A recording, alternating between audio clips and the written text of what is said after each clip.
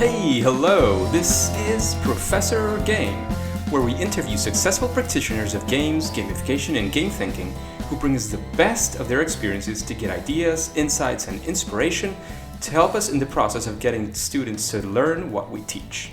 And I'm Rob Alvarez. I work at IE Business School Publishing, where we create interactive and engaging learning materials. Hey, Engagers, and today we have Gustavo Tondello. Gustavo, did I get the Tondello right? Is that the right pronunciation? Yes, that's right. Perfect. Are you prepared to engage? Yes, I'm prepared. Let's do it. Let's go. Let's do this. So Gustavo, he is the co-founder and gamification specialist of MotiviUX. So MotiviUX, the research leader at GamFed, the International Gamification Confederation, and a Ph.D. candidate and seasonal lecturer at the University of Waterloo, Canada. With more than 10 years of experience in software engineering and business analysis, he is currently researching how to design and personalize gameful systems and learning experiences. He has also published many scientific articles on gamification and writes a popular blog on techniques for making everyday interactions more motivating. It's called Gameful Bits. Gustavo uses the gameful design methods to create participatory learning techniques, which help students practice what they are learning to further develop their skills in engaging ways. That sounds very exciting and very related to what we talk about here in Professor Game. So welcome, Gustavo. It's a pleasure to have you here. Thank you for attending to the Engagers call. Thank you for inviting me. So Gustavo, let's get right into the first subject, and that first subject is that we'd like to know, how does a day with Gustavo look like? A regular day, perhaps. Yes, well, I have a bunch of different regular days depending on the schedule for the day. When I don't have any external meetings or anything like that, I usually work from my home office all day, and then this involves different types of activities. I might be, for example, doing some research on gamification, reading scientific papers, or writing a paper myself, or planning or executing a study that I'm gonna late write up as a paper, or maybe I am reading the news on gamification around the world, or writing some myself for my blog or for any other types of publications. Or maybe I'm also having meetings with my students or with clients or something like this. There are the days when I have to teach some lectures at the University of Waterloo, and of course I go out and I have lectures there. I'm also frequently at the Games Institute at the University of Waterloo, collaborating with other PhD students, postdocs, and professors in projects related to gamification research and practice. So I'm guessing you teach gamification as well, right? Sadly, no, because gamification is not a regular course at the university yet. I hope someday it will be, but no. So I teach regular computer science courses. Okay. Although what I try to do is I always try to see if I can add at least one topic about gamification in all the courses I teach. So I'm doing this term, for example, I'm teaching business systems analysis, just regular course. But then I have one lecture when I talk about gamification to students and why should they care about it and what can they do when analyzing a system, and add some sort of game thinking, game elements to whatever they are designing. Fantastic. So that keeps it exciting as well in the world of gamification. And I think that we can very much relate. Many of the people who are listening are also lecturers, teachers, professors. So we can relate to many of the things that you're talking about. It's not always exactly what you want to teach, but it's always exciting to come up with new things. Your research as well is related to gamification, so that looks like a very, very exciting time to live in. And the students always give me good feedback that they enjoy the inclusion of that topic in the course, so I keep doing it. Yeah. So maybe in the future you might consider speaking to the department, or I don't know how it works in your university, and offering an elective on gamification. That could be something that could work in the future. Yep, maybe. Let's cross fingers over here. Yes. So Gustavo, we would like to go now into what we like to call the story of your favorite fail or first attempt in learning. You know, especially when it's around creating games, gamification, gameful experiences. And we call it the favorite failure because it probably led you to a massive learning or something very interesting you learned from that failure or even for future success. Yeah, so my story, well, I'm going to tell a story related to something I tried to do to gamify a course on programming user interfaces. It was a Okay. computer science course. And what I tried to do that time was I tried to gamify the students' experience with the assignments. And at the same time, I tried to do a research project as I had planned to gather student feedback and write a paper about it. The biggest failure in that project was actually not in the gamification of the course itself. It was more on the research side of things because in the end, I only invited students to voluntarily answer my feedback form about gamification of the course. There are several limitations that we have here in North America because of ethical considerations. We cannot offer too many incentives that would make students feel pressured to participate in our study. But I think maybe I took that too heavily and I was too light in the incentives that I offered. And what happened is that I only had, I think, 16 responses from students out of 160 students that I had. Ouch. 10% response rate. And although I still took some interesting information from those 16 students who answered, that was not nearly enough for a good paper. I even tried to write the paper and submit to a few conferences, but all the reviews were unanimous, telling me in their reviews that, well, with just the 16 students, all the considerations that you made are not really valid enough. You would need more feedback, right? So that was a learning experience for me that next time I do this, I need to think more carefully about how to incentivize the students to actually participate in the study in a very delicate manner, because I need to take all the ethical considerations, but also need to incentivize the students a bit more.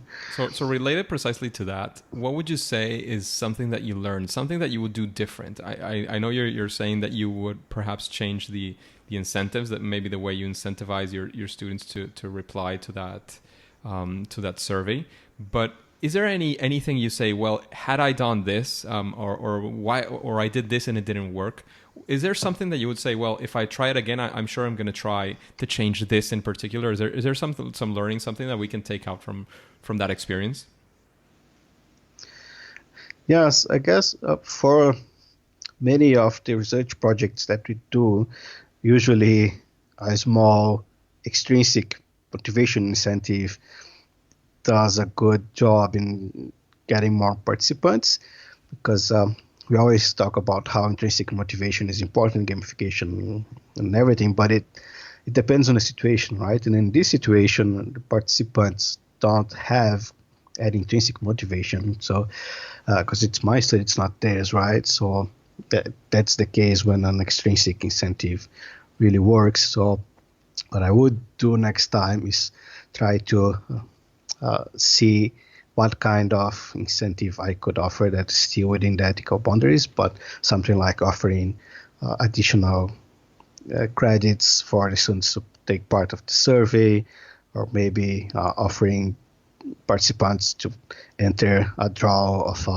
gift card or something like this, like we do in other types of studies, just to get more participation. That's an interesting insight. So in the future, consider that when you I mean, again, it all comes back to the motivation of the students. What was their motivation to participate in the study?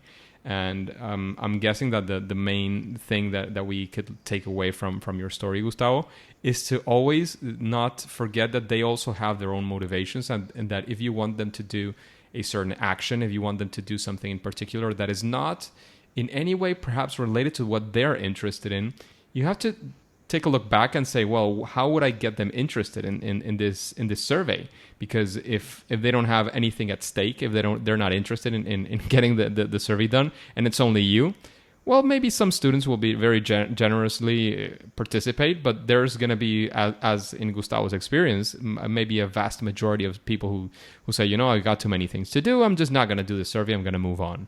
So take that into consideration when you're designing, whether it's something for your research or even if it's something in favor of the students. They don't always realize automatically what it is that it's, so to speak, in it for them. And always consider that that's a possibility. So for me, that's a key takeaway I have from your story, Gustavo.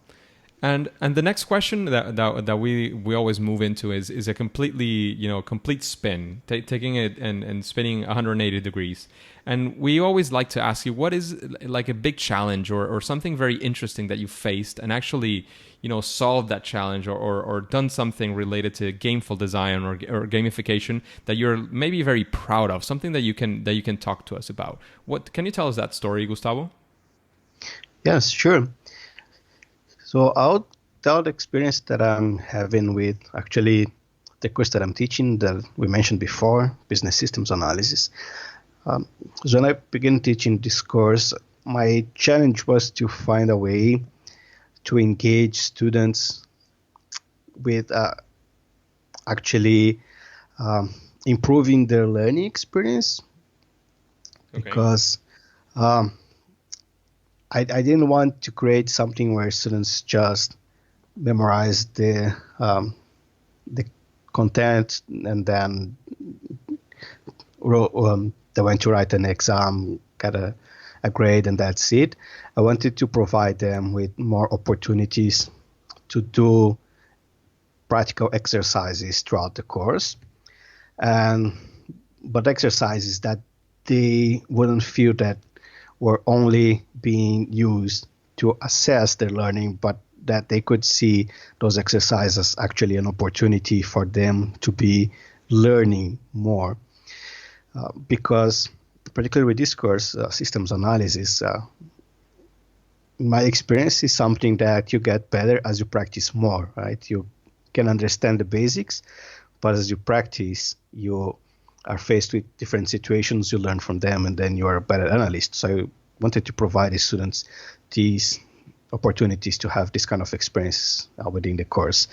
So my inspiration came from the experiences that we have in games, because games are very good in helping us learn, right? And some of the best games are not those games that let us succeed the first time we try things. Very often, the good games are those that present us with challenges that are above our current skill set, so that we won't succeed the first time we try. And then we need to analyze what we missed and get better and improve our skill set so we can finally overcome that challenge. And so I applied this kind of thinking to my course and the exercises that I wanted students to do.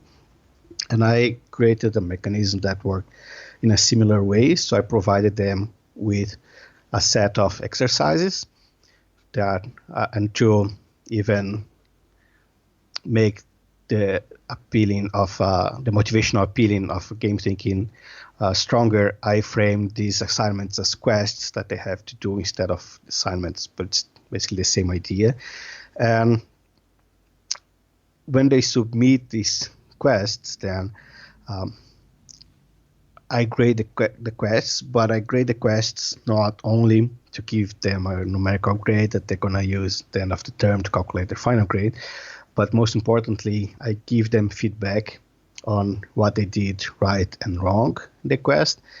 If it's not good enough, I never say that they failed, but I say that I give the quest back to them with the feedback so they can improve their answer and submit it again. And so they do. They read my feedback, they try again, and they submit it again, and then I evaluate it again. Sorry to interrupt you here, because I have like I completely agree with doing that kind of thing, and I've spoke about it before. But I can also see the other side of people who say, well, yes, that sounds very cool, and they might be learning more. But what happens when students are also a bit competitive and they're thinking about their grades? Like that student who just handed in the assignment straight on and got a pretty good grade. Doesn't he say, well, I want to be the best in the class, and instead of this other guy who got the other opportunity? And again, I completely relate that the importance is not in the grades. That's completely external. That's something that has many flaws and there's many problems, but that's the way education is working right now. So there's people who focus very, very much on the grades. Have you had any experience when there's a student who says, well, but you gave him another opportunity? I mean, is that unfair? Or have you had any kind of encounter in that sense, Gustavo, in your experience? Yeah, that's an interesting question. I didn't have any experience like this in this course. I feel that particularly in this course, students are a bit less competitive than in other courses I've taught. But I agree that might be a challenge. But maybe I was lucky, and in other times I taught this course, I didn't get any student as it was well thought for sense. your player types, so yeah, it worked. exactly. No, I completely also, agree. That's actually amazing. I mean, and also something. Sorry, just quick. Something that I noticed as well is that although they had a minimum amount of quests that they needed to complete to get the maximum grade for that part of the course, there's always a few students that do all or almost all the quests just for the learning experience, even if after some point it won't make any influence in their grades anymore, right? So I feel that at least some of the students really enjoy that learning experience more than they worry about grades. So that's interesting. That's fantastic, and that's what I wanted to say, because I've said this like a million times here and in talks, etc. It's that we humans tend to forget that learning is actually fun. And we forget. I mean, the whole way that we learn everything, and we come into the world and everything is new, and we're learning absolutely everything, is having fun. It's in it with a playful attitude, and we fail and we try again, and we learn how to stand up, and we learn how to walk, and we fall down, and then we try again. We try to run, then we make it and we can run, etc., etc., etc. So I wanted to bring it precisely back to that, because it's true that the many things in the system are guiding us to thinking grades. I want to have the best grades. I want to compete with my colleagues. I want to be the best in my... And that's not bad, as in the person who's thinking in that. That's fine. But we also have to think in ways, as Gustavo was describing it, people who are actually excited to do the assignment and to learn and to see new things, and because the system is exciting for them.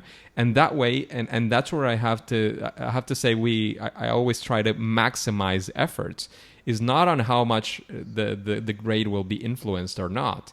It's on how much they will learn. And I know that there's many passionate people here, professors, teachers, who are also passionate about learning. So always keep that in mind. Don't forget that there's all that fairness of the grades, etc. But the main thing and the reason that they're there for is to learn. So thank you for that, Gustavo. That's actually a beautiful story, and I love that method, and I love that you're applying it, and especially that you're applying it with a lot of success. Thank you. So, Gustavo, the next question is that we would like to know is if you have any sort of process when you're applying, gameful thinking, gamification, whether it's for a class, whether it's with clients, what is there a process? Are there a series of steps that you always take when you're going to go into a project like this one?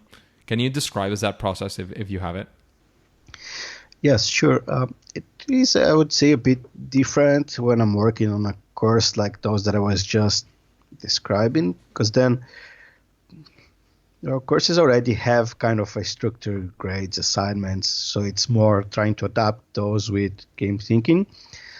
But the other kind of projects that I work on, which are more related to gamifying information systems or other types of software applications, then I follow my own process that I developed by studying all the other processes that are out there.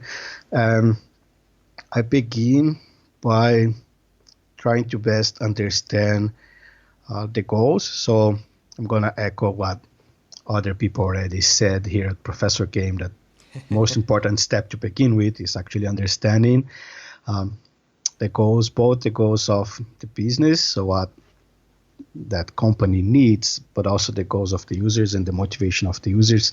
What are they interested in, what they want. And then with that information, I usually like to do a sort of a motivational analysis. So I think about the different types of motivations that those users might have. And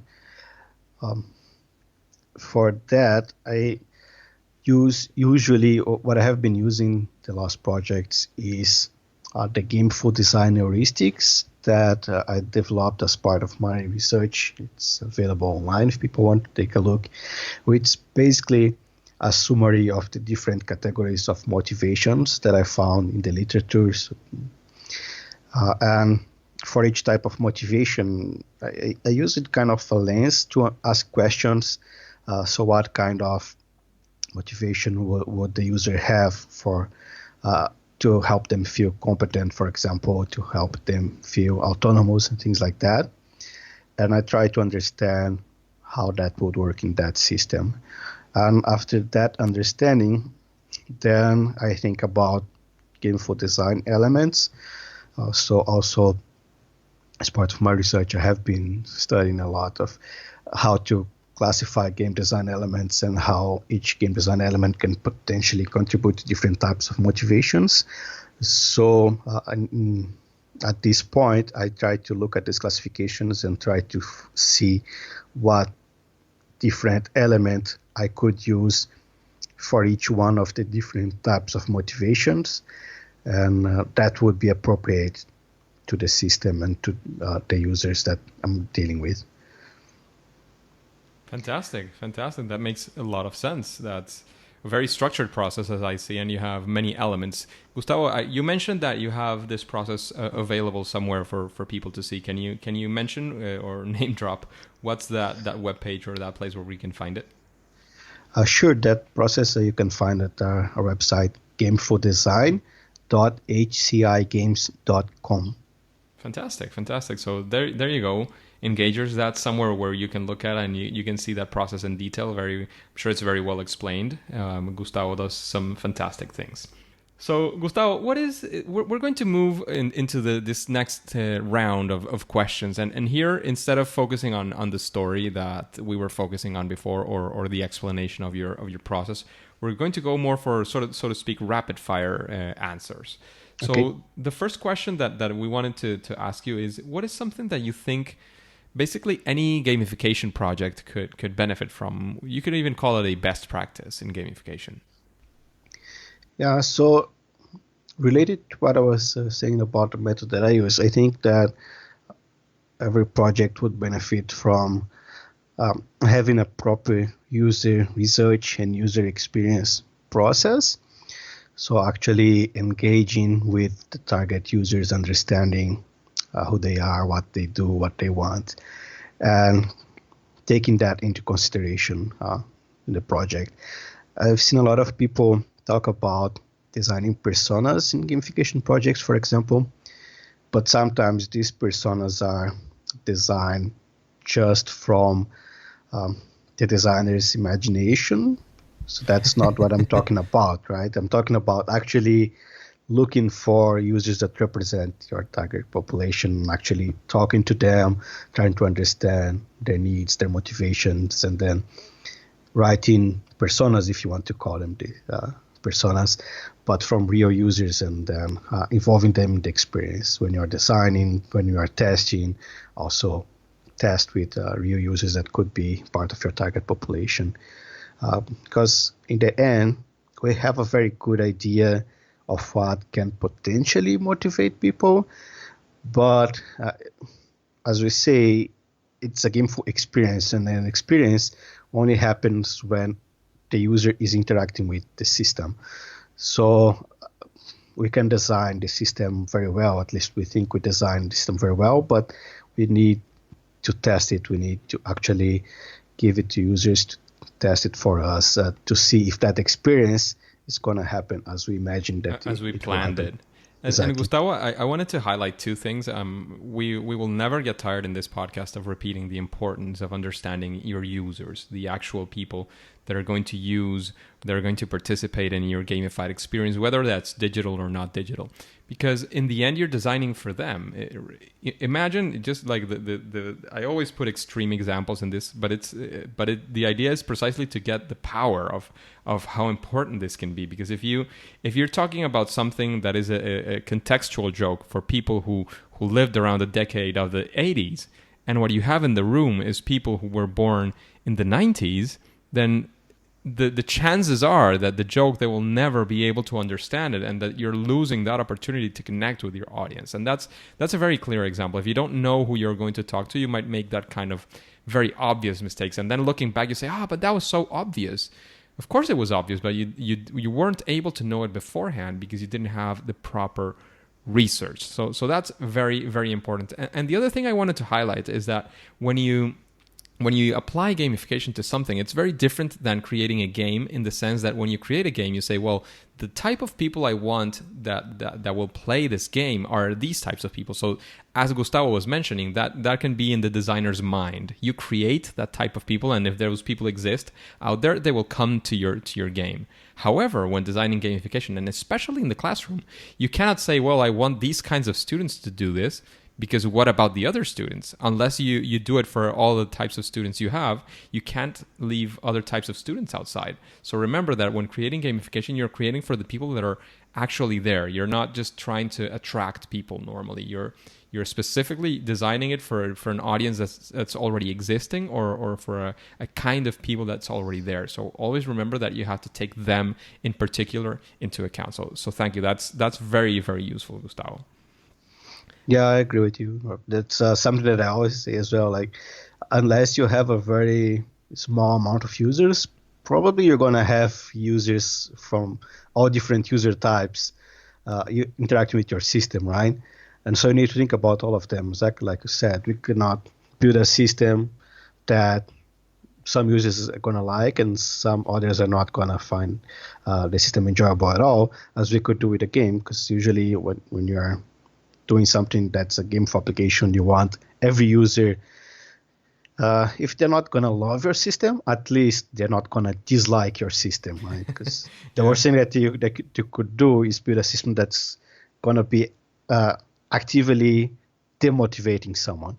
So you need to build something that, of course, you're never going to build something that's perfect for everybody. Some people always like more than others, but at least that everybody can find something that they like, so at least they don't dislike and they're not completely demotivated by your system.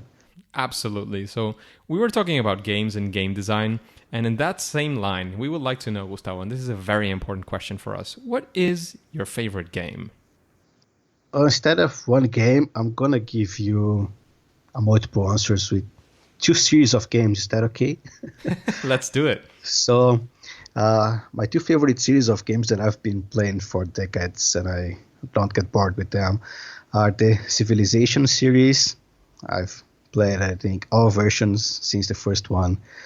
And also the Final Fantasy series of games. Also played, not all of them, but almost all the different versions of the game. It's funny because lately I have to confess that the Civilization answer has been coming up more and more. I don't know if it's a trend. It's because I've been interviewing people who like specifically that game, but it's a trend. Final Fantasy is completely a new one, and I have to say I wasn't a big fan. But with the new versions of the Nintendo, that these mini NES and the mini Super NES, they have the original versions, and I'm getting pretty stuck to those games as well. I'm enjoying them very much. So those are definitely great games. Yes. Gustavo, is there somebody that you would like to listen to interviewed in this podcast, in Professor Game? Yeah. So you've been interviewing already a lot of people that I would like to listen. So you've been doing a very good job there. Thank you very much. Yeah. So I'm going to suggest someone that's not been interviewed yet and someone close to me, if that's okay. So I'm going to suggest my PhD supervisor, Professor Leonard Naki. Leonard Naki, oh yeah. That Yeah, would be fantastic. I think he has very interesting things to say to the audience because he has been one of the pioneers of doing research in gamification and relating it with the research on games and player experience and what we can learn from games research using gamification. So I'm sure he would have interesting things to say. I'm sure he would. And to be honest, he's one of the persons that I had thought of at some point, but he was not on my radar, on my list. So definitely, let's talk after the interview, and if you can help me get in contact with Leonard, that would be fantastic. Sure. So the next question, Gustavo, is if there is any book that you would recommend to this audience, to the engagers, what would you recommend as a book that they should read? It could be gamification related directly, or maybe even something else. Yeah, so the same line, there are lots of interesting gamification books that I've seen that other people have already listed in past episodes. So I'm going to cite something different on the lines of games user research. And the name of the book is exactly that, Games User Research. It was published recently, and it's a collection of several different articles that explore this topic from different points of view. And although it's not directly about gamification, so in the sense that there's a lot that we can learn from what they have been investigating about the player experience, and that we must know if we are trying to design gameful experiences for gameful systems, right? Makes a lot of sense. And many of the books that have been recommended as well and that I love are not gamification books. I mean, there's fantastic gamification books out there, but precisely the discipline of gamification has to learn from games, and it has many things to learn from games. So anything that is related as well to games, game experience, gameful design, etc., is also very, very closely related to gamification in one way or another. And to be honest, I know you'll probably have stronger views in that sense, but I try not to be racist with with the term of what is gamification, what is a game, what is a gameful experience. I know branding and well, not branding, like saying exactly what something is very important, but I do feel that sometimes when we get into these discussions, which I have to say I do actively participate as well, what is gamification, what it is not, when it's a game, when it's a gameful experience, when it's a playful experience. But I do feel that sometimes we kind of forget that there's most of the people who are out there and who are still to discover all these techniques, all these things, they don't really understand what we're talking about when we get into those discussions. So it's something that I do like to get into as an internal exercise, probably as an intellectual exercise. But there's many people out there that we can reach out to so that they create amazing things and make education, from K-12 to higher education, they can make amazing things. And whether they discriminate, which is which, not necessarily always is going to be, at least not the first step for most people. So that's my 2 cents again. Gustavo, what would you say is your superpower, your sweet spot when designing a gameful experience or a gamification project?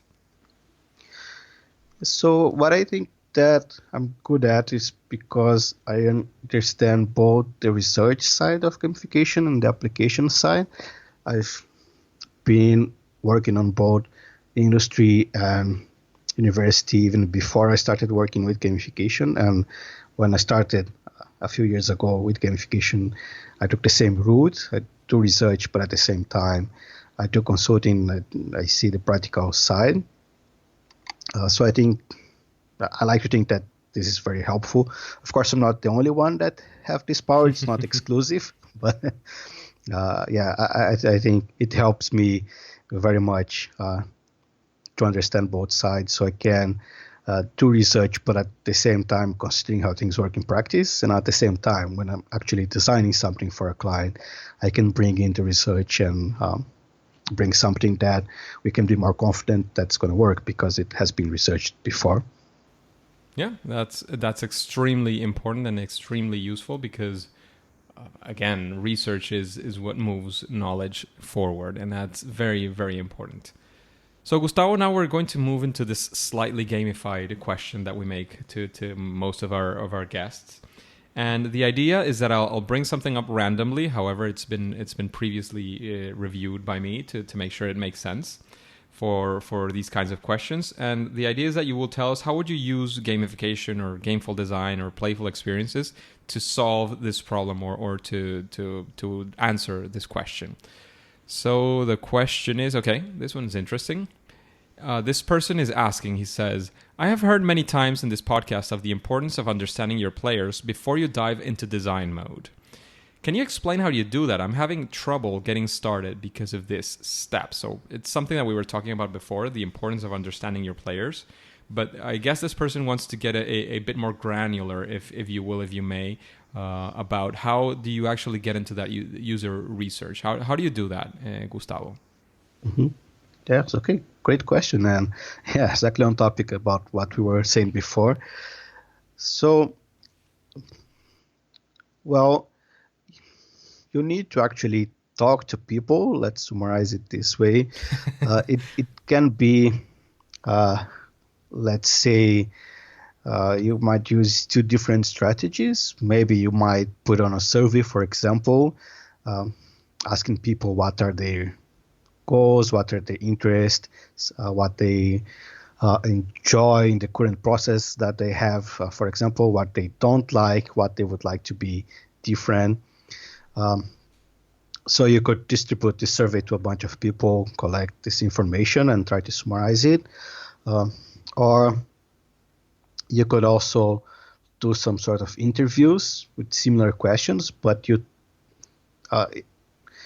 depends on who your target population is. If you're building things for a specific company, for example, a specific group of people, it's easier to find, just to invite a few of those users to talk to.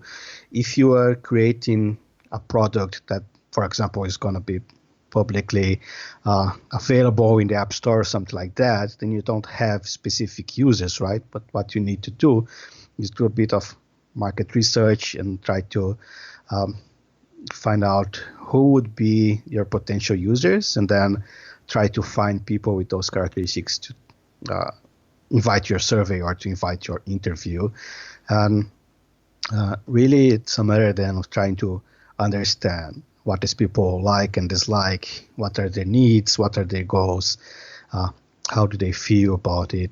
And maybe you could ask about specific motivational elements that you're thinking about and ask them if they think that would work, if not, why. And then, again, in the end, you're going to summarize all the information, right? You can also mix it to approaches, of course.